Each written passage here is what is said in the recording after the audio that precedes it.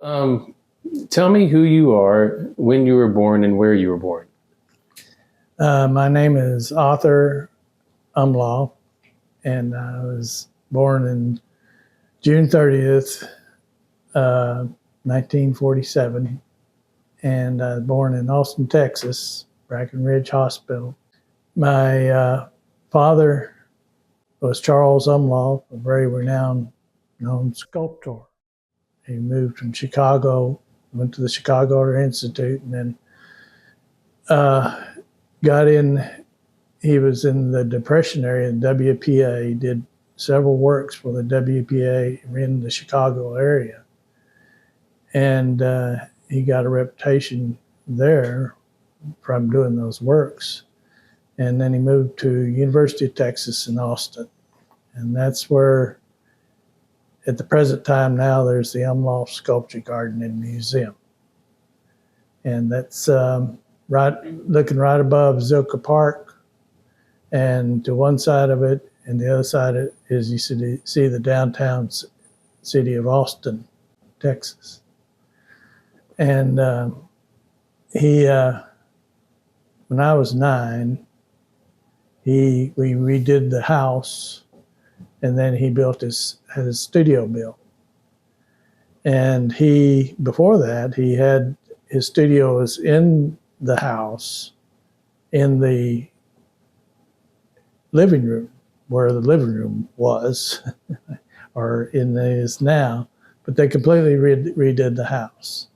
They had bought it, I think, from the University of Texas, and it sits on top of a hill there, overlooking Zilker Park, and to one side, also one side of it by Zilker Park is Barton Springs swimming pool. So it was a great location. We used to, when we were younger, we could sit out on the patio, and you're looking over Barton Springs, where they used to shoot the fireworks in the city there, on the backside of Barton Springs swimming pool. And so we had a ideal location for watching the fireworks at that time. And we had invite people over and sit out there on the patio and watch the fireworks. In that area there, it's in South Austin. We were on 506 Barton Boulevard, and then Barton Springs Road ran down below that and crossed the bridge. You crossed the bridge into Zilker Park. And the other place, the road that T-boned into that was Robert E. Lee Road, which now it has another name, which I can't remember right offhand. It's a woman's name. Mm-hmm. But Robert E. Lee Road went right up all the way through to Barton Hills and up to Lamar. But that was a long ways up there, about 2 miles before you ran into Lamar, mm-hmm. Maybe further. But anyway, it was a great location, a great place to grow up. And we went fishing down there in the Barton Creek, and it fed into the town lake area. I remember when we were younger, George Kinney and I, he's my best friend, and we built a raft, and we put it, and somehow we got Jerry, his brother, Gerard, and he helped us get it down to the creek. And we've had our first, I remember when we had our first voyage on our raft, we went down the creek and hit the river, and we didn't have any way to really control it. And that was a problem. So, we had some orders that we got it, but we got it down to the Lamar Bridge, and we didn't want to go any further because we'd have to get back home. Mm-hmm. And we ended up pulling that raft in there, up on part of the land, but that's the last we ever saw of that raft. Mm-hmm. And it had barrels in it. It had 50-gallon drums underneath it, and I think 4 of them. And so it was a well-done raft. I mean, we didn't do a lot of work for such a short voyage in the time we had it. So that was a very disappointing thing, but it was a big project that we had going there. But I guess we didn't plan our voyage, how we're going to manhandle it there. Who was one of your neighbors who became a kind of a psychedelic music icon? Yeah. George Kinney and I think Roky Erickson. Roky's family was close to ours, and his mother knew my mother very well. And she used to be in Zachary Scott Theater, was a big person in there involved in the different shows that they put on down there. And Roky and I got to be good friends. Our birthdays were close together. Mine's June 30th, his was July 16th. And so usually we had our birthday parties combined together, and we'd have friends over, and Roky, and they his father built I think he was an architect studied to be that. And so he built the house, he designed, built the house they lived in, and they built a swimming pool in the back. And so we'd go swimming over at Roky's house quite often. And we did a lot together. I remember when we were in about the 5th grade, me and George and Roky all liked the same girl. And we thought we were all going to, we didn't fight over her, but we did say, well, one time we met her over in Barton Hills, and we each got to give her a kiss. And so that was a big deal, I remember. Wow. But anyway, so we were close, and we did all the way up through high school until I think we were juniors in high school when Roky and George quit school, or they got an option to either cut their hair or be suspended from school until the hair was light. But so that was the last, they were out of school from then on. And George, I think, got his GED, went to work for, I think it's Hilton hotel place. And Roky didn't have an apartment. I think he stayed at home.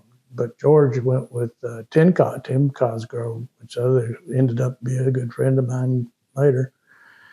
And Greg, I'd say Craven. I can't remember his last name real good, but they got an apartment together. But around that time, Roky started his band. One time we were all together, riding around, and we went by Roky's house, and he invited us all into the house, and he says, we said, let's go Rockies, and we went in there, and he said, I want to show y'all something. So he went back and came out and had his guitar, and he had a microphone, a sling or something that you'd call a contraption he made to go around his neck and hold his harmonica in his mouth. And it was just like Bob Dylan, and Bob Dylan was just getting started back then. And he sat down and played his guitar and sang Bob Dylan songs. And we were flabbergasted. I mean, we didn't even know Roky was doing this, but he was this, he spent a lot of time to himself, I think. But we did run around together at night and different things, and drank beer and whatever, and got in trouble. Did he try out for baseball at one time at the local baseball league? Yeah, Roky was the oldest boy in the family. He had ended up with his 5 boys. And I was the next to the youngest of the 6, and I had 4 brothers and 2 twin sisters. And I remember, we right down below our hill between the house and Barton Springs swimming pool, there were several ball fields, softball fields, a little league field, and ended up at another senior league field they built later on. And we went down and try out for baseball. You had to try out for a team, and if you didn't make it, you didn't play. And I remember we were all down there, got our gloves together, and we must have all been, I was 8 years old. So And then Roky came down. He's the same age, Georgia. We're all standing around. And he came up and he got out and his mom's car and everything, came over and says, "Hey, surprised to see you here, Roky," and all that. But anyway, he says, "I'm ready to play," And he had this glove, which is a little glove that you'd buy at the 5 and 10 store. And it wasn't a real baseball glove. And the ball wasn't really a baseball, it was a rubber ball. And we said, "Well, Roky, you can't play with that glove. You can't do that." And it's just very upsetting for him and for us to break the news to him, So he sat out. He didn't ever play baseball, that's for sure. But we went on and played Little League baseball and Senior League, Pony League. And what was his mom like? What was she on a certain variety show or something that was on in Austin? Evelyn, his mom, was very well known. They had a show it's a Cactus Spire show. It came on right around 6 o'clock in the evening, every evening during the week. And it was a show that showed all of what's going on around Austin, had celebrities in Austin, and that come in and on, and he did interviews. It was a regular going on, for years. And if you're from Austin back then, everybody knew the Cactus Spire show. That was just when TV just was beginning, and so everything was black and white and so on. But Evelyn, Roky's mom, sang on that show regularly, and she performed and everything else, so everybody knew her too. So did you ever run into her at the house or anything, or how? Yeah, when we be over there, he would, because we were over there, he was quite often, because he had a swimming pool. But we went there, and there was another place we hung out at. And she would be practicing back there, and by there they had a little porch that looked on to the swim pool and everything. She'd be in there singing and whatever, in there practicing for her performances that she did. She's a very pretty woman. And I remember my father did several sculptures of her. And I think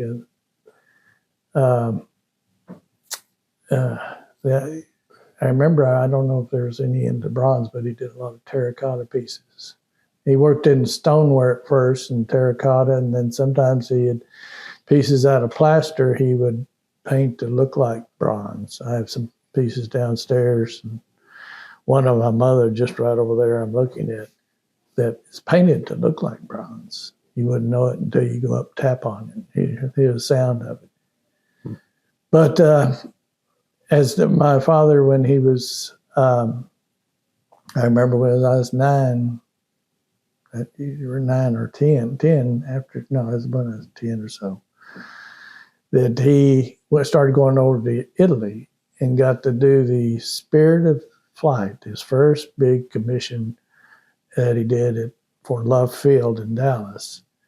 And it's a big winged figure he did out of bronze. And I think he got paid $100,000 for that. And that was his first one. But it got him started. He said he never made any money off of it.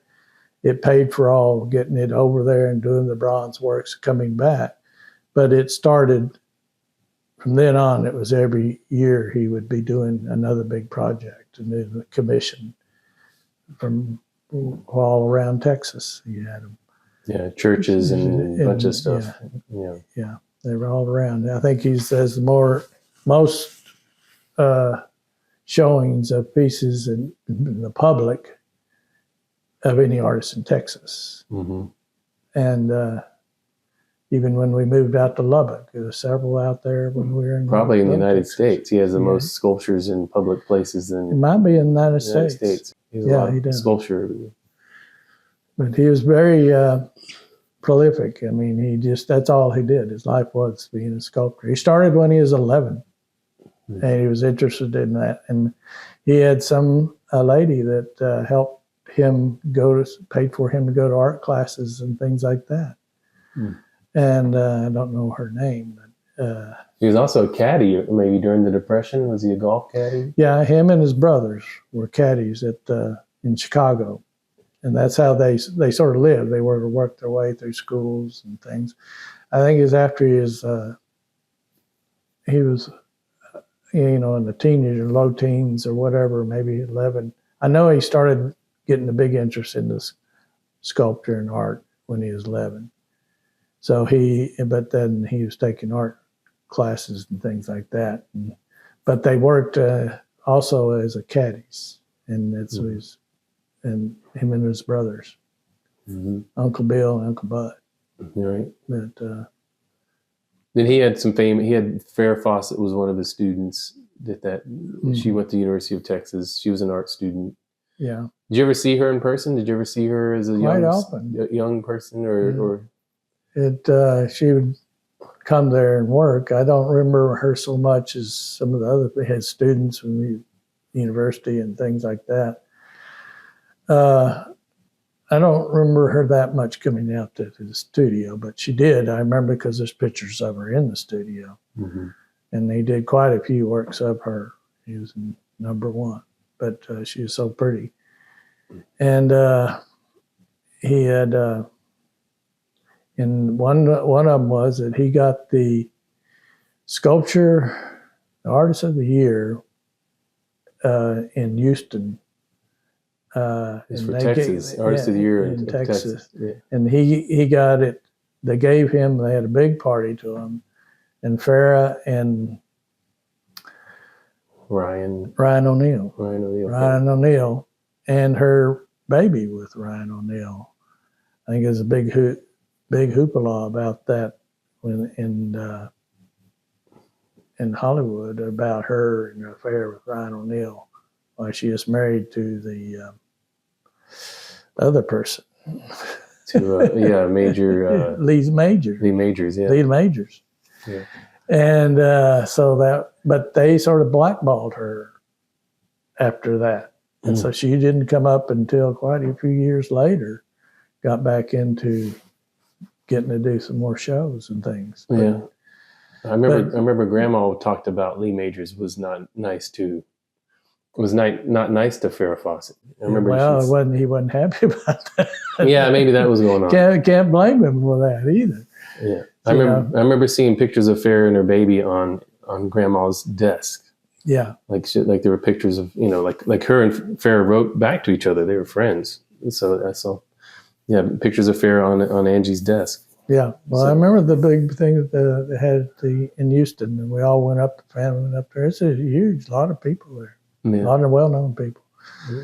So Dad was in the limelight quite a bit back then. Had many shows he'd have and things, and we'd go to them. We would be around the shows. And so back to Roky. What happened to Roky? What happened to him? Well, after that haircut business, get kicked out of school. He didn't get kicked out. They just he had the choice to either not come to school or get his hair cut. And he could attend school. So, and I think they were sort of tired of going to school anyway, I guess. Their minds were going somewhere else. Mm-hmm. But he ended up, it was probably about 6 months or maybe a year.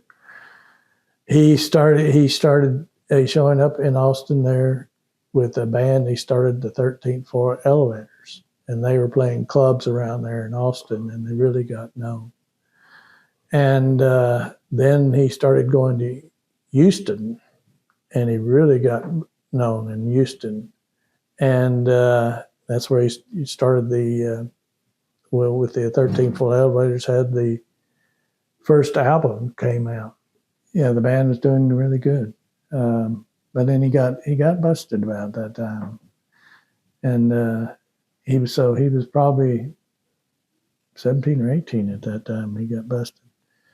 And then it was, marijuana was, you could get busted for a joint, you could get 10 years in jail, and they was really coming down heavy on anything like that. It was just when the hippie revolution, Vietnam was starting there, and all that was going on. So things were a little chaotic at times in there. But he got known for that, and then He got was known for his known music. music and his more psychedelic music. Mm-hmm. And they was known for the first psychedelic bands. They really put on in Houston. You'd see it in the background. He did. I remember I never did get to go see one of the shows down there in Houston, but you'd see it in a big.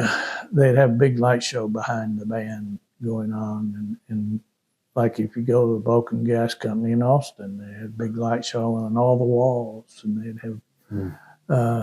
And so the bands would be playing there, and it was some of the, you'd see it was really something. LSD is very popular. Roky didn't. They believed in being high all the time, and mostly when they played. And so, what happened? Did he crash real hard? He did. He went out. His band went out to California, tried to make it there, and they did. They made it. It got in there, but then they got into the LSD and the drugs and things that were going on out there. And Haight-Ashbury area, they lived there. I think it was several years that they were there. I remember one time when I was told, a good friend, that when they were coming back from California, and they were bringing back some LSD, and then Roky, one of them was showing them the bag of LSD that they got, and Roky reached his hand in and grabbed a handful of the LSD and put it in his mouth, a whole handful. Several dozen hits, Yeah. 50 or 60 hits of acid. Yeah. And so this is, you do something like that, it has repercussions on you. And he was not the same after that. It was, you remember seeing him, I didn't know it, because I was apart from Roky at that time, but this is what I found out years later from the person that was there with him when they did this. And so for the rest of the trip from California, I forget where they were stopped, and I remember they said they were pulled over by a highway patrol, and Roky was, they said he just, they had to make excuses for Roky, and luckily the policemen highway patrol were lenient and let him go. They got a ticket and whatever the driver did, and they came on into Austin. But he was going to. I remember I went to after this, and I remember back now the time periods at that place that we went to hear Roky. They're going to jam a little bit in an area, and sort of just few people that knew him went to there, and maybe it's probably a couple of people playing. Wasn't any of the band members, just Roky was going to play a little bit, but he didn't ever get on stage. I remember went over to say something to him, but he didn't recognize me, he was mabbling to himself like you'd see a crazy person would on the street, just seeing things. And as I grew older, I found that was the schizophrenia that was coming in. And that's what, I had a son that was bipolar that we adopted. And what was going on, he was bipolar. We didn't know why he was the way he was, and everything was going on. We got into was it NAMI? NAMI, National Alliance for the Mentally Ill. And we got into that, and they helped give us some direction. And I ended up being president of NAMI for 2 years. And I learned a lot about it. And schizophrenia is something that, it comes on in your adolescent area when you're just going into puberty, or not puberty, but into, in your going from your teenage years to your 20s and so on, like that, right in that area. People going to college, people going into the military. It triggers it when these things in your life changes and something can happen that really change it for the worst. And I think this is what happened to Roky. The drugs kicked when he did that just took him overboard.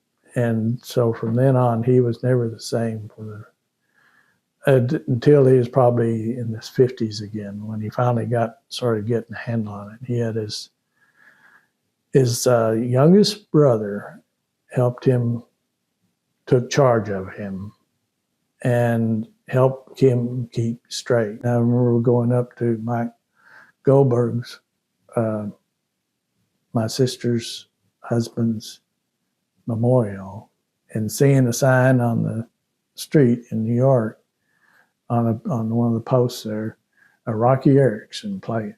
Mm-hmm. And it was New a York poster City. for him in New York City. 2007. Yeah.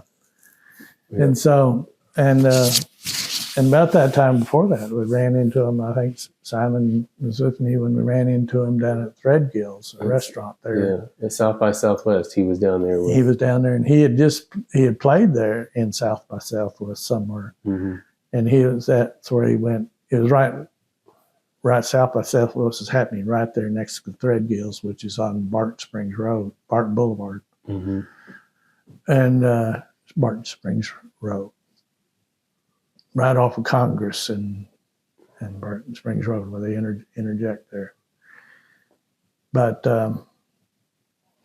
let's see. Yeah, I remember we ran into him, and he was with Peter Buck or something, and his brother. It was well, there were people trying to follow him, trying to interview him. Remember, there were cameramen from the newspaper and everything else trying to get an interview going with him. Yeah, I know. He recognized you back then. Yeah, he recognized me then. Yeah, and and I invited him up to the house, up to my parents' house, because they were familiar with that. And I was living in Birmingham at the time, so I'd just come in there. Or is it Lubbock? I can't remember at that time. We were in Lubbock or it was Birmingham. Yeah. It was right in that period when we moved from Lubbock to Birmingham. Yeah. But anyway, when I got busted, I got 10 years probation on that. And I ended up that happened to me when I was 19. And I ended up quitting drinking, drugs, and everything when I was 32. And I haven't had a drink or drugs or mind-altering chemicals since then. So it's been on almost 45 years now. Wow. So anyway, and then I'm proud of it. Life's been good. And I became a carpenter and cabinet maker. I was that for, figured out looking at it from applying for different jobs. And I was a carpenter, set carpenter at the drama department for 3 years. I worked out at University of Texas. University of Texas, drama department. And that's where I met my wife, Mary Grace, there. Well, she's the one that told me I was going to the Carpenters Union School. And we had a good friend, Roger Dickey. He got me a date with her, and because I didn't know, he said, "You want to go out on a date with a friend?" And me and my friend. And I said, "Sure." And so ended up, me and Mary Grace got married, and we've been married for 53 years. So life has been good, and I wouldn't. People say, "Well, hadn't had a drink in so long. Why don't you go back and have a beer with you?" This is the thing. And I said, "No, life is good. I can't change this." I remember I'd run into different friends and everything. They would want to go out. They remember the way I was. And when I told them I quit, sometimes they would just turn around and walk off. Wow. And even when I went to Birmingham Ski Club, you were sort of ostracized because you didn't drink. You couldn't go out and party and with all the rest of them and everything. And so you sort of get put off to the side because of that. But that's okay. You know, you don't mix in as well when you're not drinking and partying and doing that things. Mm-hmm. So anyway, life changed for me.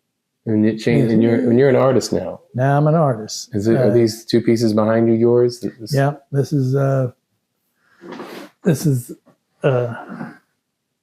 Cristobal here, a little piece of carving out of Cristobal, and this is over here is maple piece. If you can go over here, it's a piece of maple and bronze and granite on the bottom.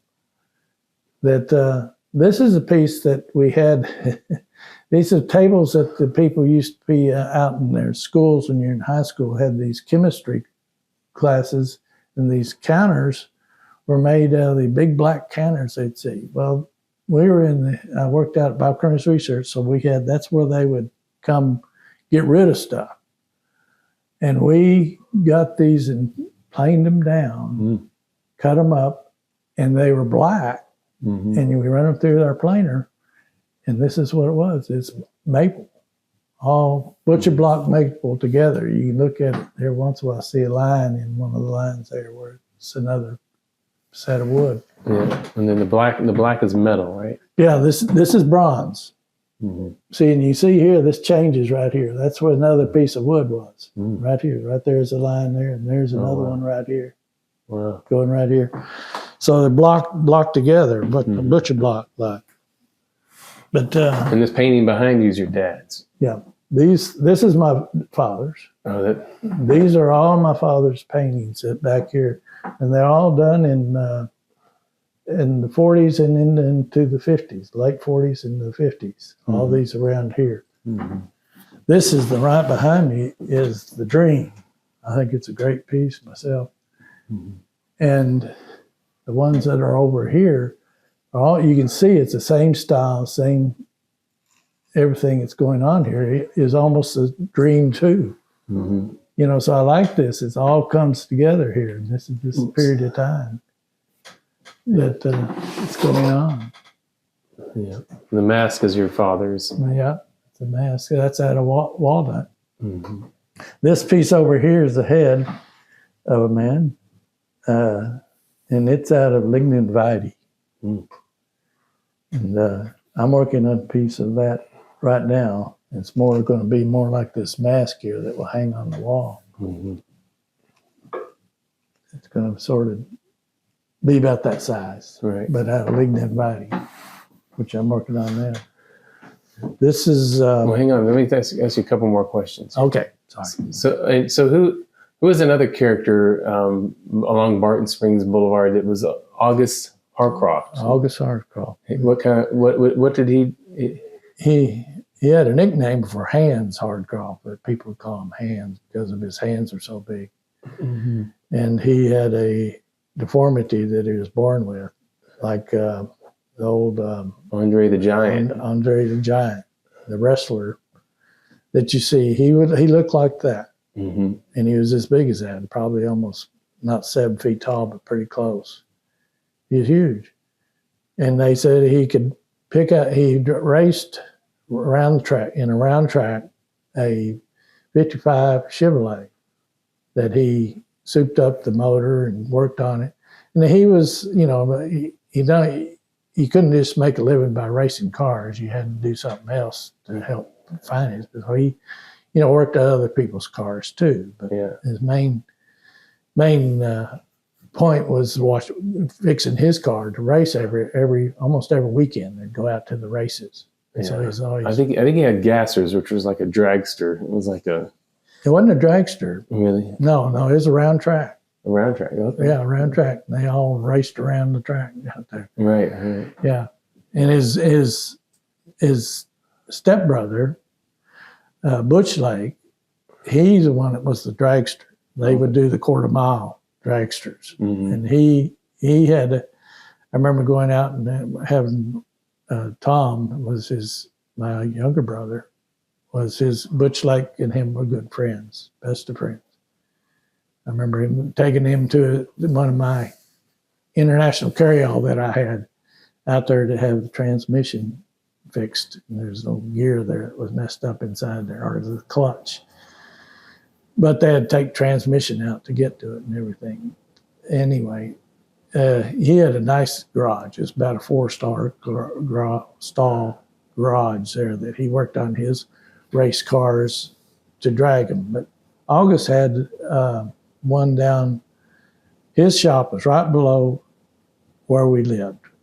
And then right down below, there was, right before you went across the Barton Creek Bridge, there was a barbecue place, Crumb's motorcycle shop across the street, and the White sign shop next to across from August Hardcroft's little garage there. Was his near Shady Grove? Was his August Hardcroft near Shady Grove was the barbecue place. Mm-hmm. And not the same Shady Grove that's down on Barton Springs Road now. No, not the hamburger They took place. their name. Oh, okay. They bought their name, Shady Grove, so they moved 2 blocks down. Oh, okay. And it's there now. But the Shady Grove Warehouse was the little place there. Across the motorcycle shop's still there, but The motorcycle shop's that coffee place that's there now. Yeah. And then where was August Hardcroft's? Right next door? Right, catty corner for it. Catty corner, Right okay. across it. Right across from the motorcycle shop was a little playground park where they had little rides and things like that. And now it's a trailer park. It was a trailer park. Right? Yeah, now it might be a trailer park. Right. No, I don't know what now. It's probably condos. Probably high-end condos now or something. It's not, there's no more trailer backside parks. it is, there's some condos, but it's out in front, it's the restaurants and places to eat at, different things. Right. They've taken over down there. I remember down a little bit there, right below Kenny Hill was Conrad Fast's boat shop.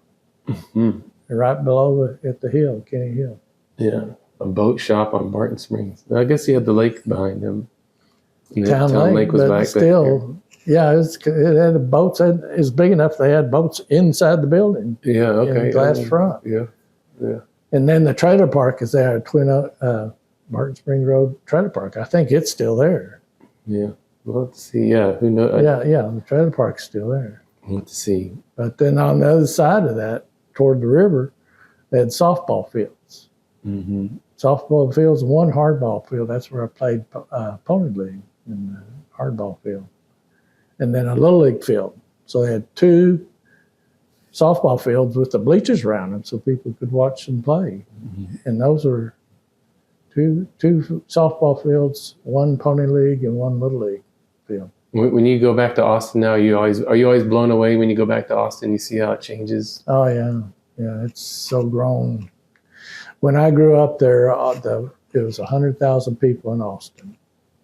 And it was just the right size for a city. I remember at that time, Waco got approached by the bigger business, IBM, Westinghouse, and whatever, first to bring in business. And they turned it down. Waco turned it down. Turned that down, the encroachment of manufacturing or whatever. Yeah, and they ended up, Austin, as you see now, is over 1 million people right in there. And the surrounding area, it's even bigger. But Waco right now is about 100,000. Yeah, or more, yeah. Yeah, a little more than 100,000. But they didn't grow, but they didn't want to. Mm. They wanted to be the size they are. Mm. You know, not, and I could understand that. That's so when we moved out of Austin, we first moved up to Belton, Texas. It was to get out of Austin because it was just too much going on there. It was too busy and too much. Yeah. You know, we'd rather be out in a smaller town, smaller area. We went to Belton, and I worked at the VA then as a carpenter. And then we moved out to Lubbock, Texas, and I was a locksmith there. Mm-hmm. And so And then after that, we moved out to Birmingham, Alabama. I have bought 5 houses, lived in 4 of them, and 1, 2, 3, 4, 5 houses, 6 houses. Lived in 5 of them and redid them. And one house, another one I bought just because it's such a good buy. Mm-hmm. We knew the guy that was moving out, and he needed to sell his house, and I bought it for a song and redid it and sold it. And so I'm busy doing that. Usually the houses I get, we redo and work on and make them better. Mm-hmm. So right now I got my house here is it's about 3,300 square feet. We have a gallery here and a studio. And the gallery has about 200 pieces of artwork in it, and a nice little studio. So it's if you look around at my house, it's sort of like the house I grew up in, but it's not as big. But it does has the artwork. It looks like a museum. It looks like a museum. It's paintings and sculpture. And if you do a panorama, just swinging around, and you can see that all the artwork. Mm-hmm. Yeah.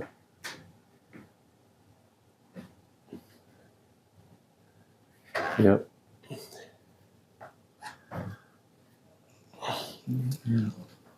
Well, this is great, Dad. This is a great interview. So let's touch on your Austin history and your family history and your neighbors. So it's super interesting. So okay. Thanks for letting me interview you. Okay. Several times and finally got it. Yeah, hopefully I got the microphones to work. So, all right. Thank you, Dad. Love you. Love you too.